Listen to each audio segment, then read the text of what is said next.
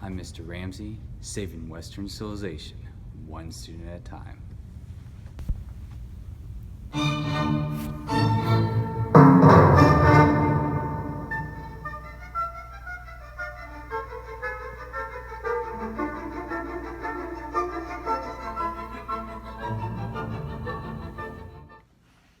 This video is going to concern the last of the four major causes of World War I. Historians usually say that there's four major causes, and this is the last of the four. So we've already discussed European rivalries. That was the first cause. The second cause being nationalism. The third cause being militarism. And in this video, we'll discuss the fourth cause, which is the alliance system, or the system of alliances, in which basically the alliance system was the defense agreements among nations, European nations, so they could protect themselves if they went to war.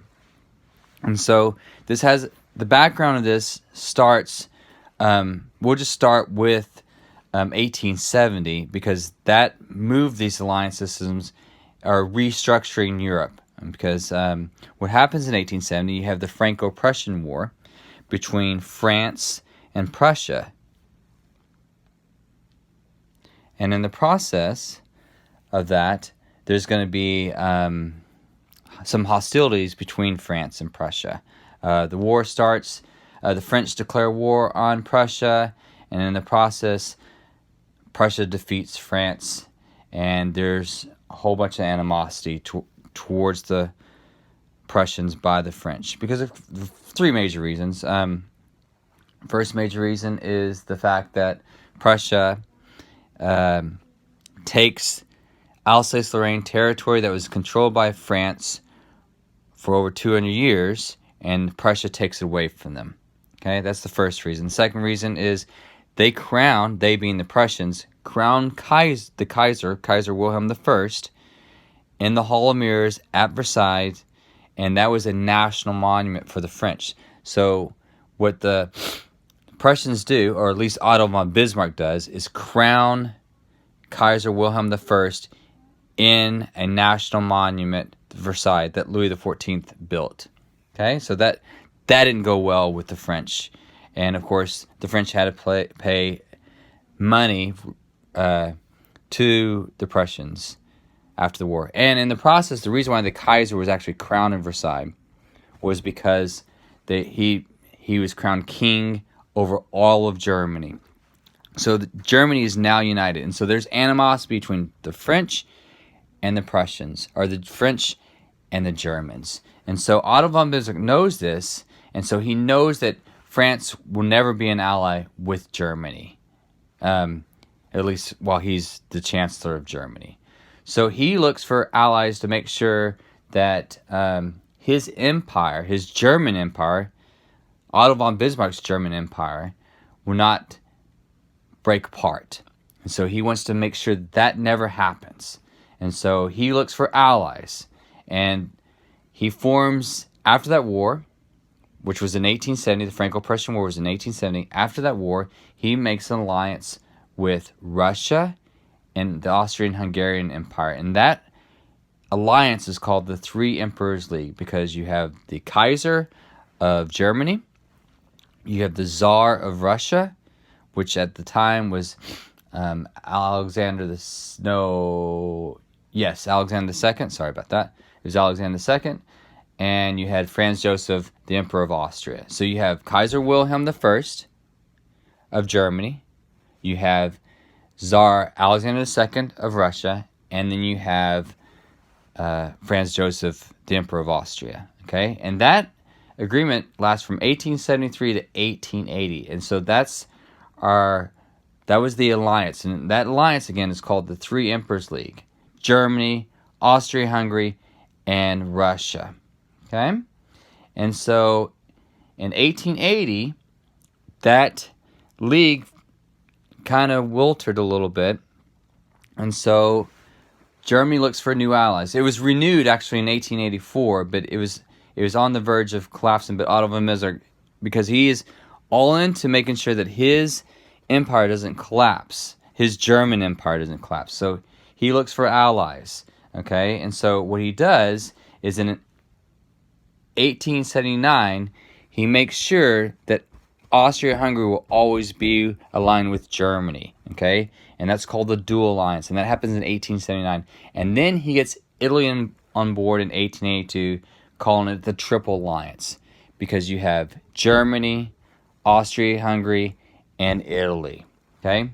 Now, going back to the Three Emperors League, it was renewed from 1884 to 1887, and then again in 1887 to 1890. So the Three Emperor League was there, the Triple Alliance was there.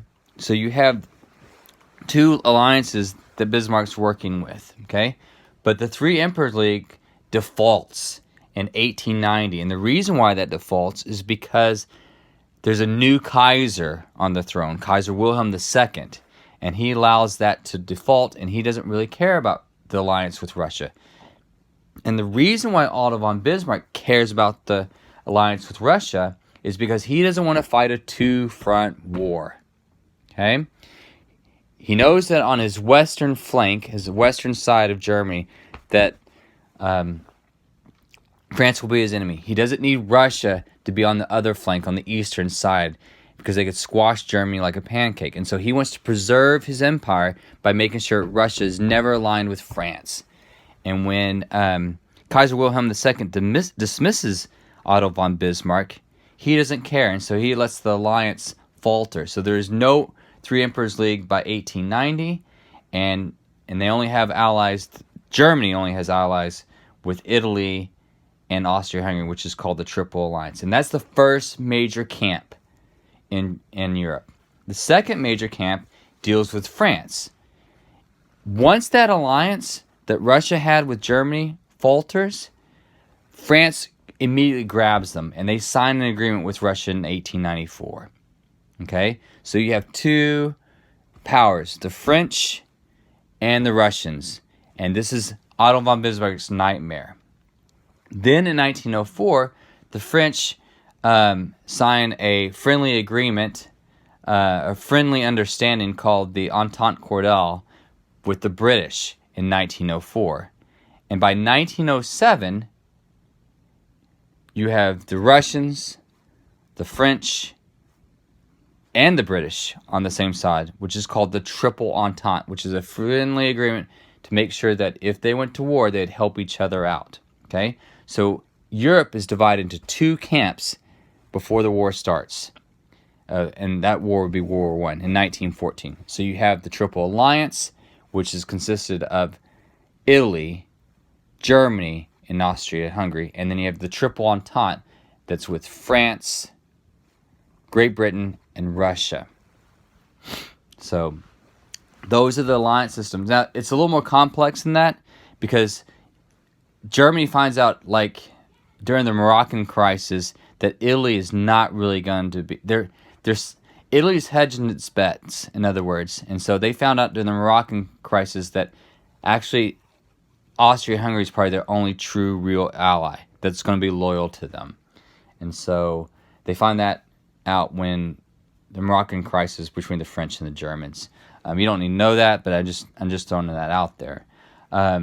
So Italy is not to be trusted, and that makes sense because during the wars of unification, Italy is the one that's actually attacking Austria to get more land, and Austria-Hungary has more land that Italy wants because they want actually all of the Dalmatian coast, which is on the other side of the Adriatic Sea. So they want Italy and all the Dalmatian coast, which causes problems, of course, because it's in the Balkans and because the Balkans is the powder keg of Europe. So, but the main point that I wanted to stress, though, is before World War I starts, there are two major camps. The Triple Alliance with Italy, Germany, and Austria-Hungary, and the Triple Entente, which is the British, the French, and the Russians. Tomorrow, or in the next video, we'll talk about the spark that starts World War I. Thank you for watching.